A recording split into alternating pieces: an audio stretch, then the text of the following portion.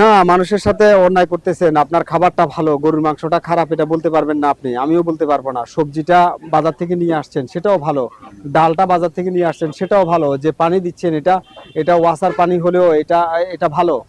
তারপরে আপনি যে এই আর অন্যান্য যে মশলাপাতি ব্যবহার করছেন সেটা কি অবস্থা এটা আমি জানি না, আমি জানি না।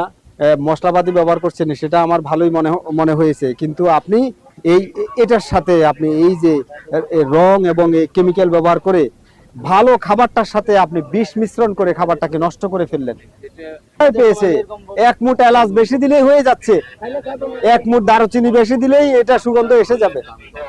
আপনাদেরকে এর আগে একবার অভিযান করে আপনাদেরকে নিষেধ করে দিলাম।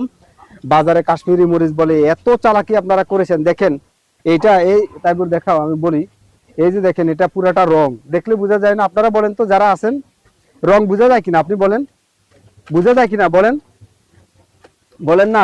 এটা যে রং আছে, আপনার কোনো সন্দেহ আছে? সন্দেহ আছে? আমরা বলছি স্যার এটা রং আছে। আমরা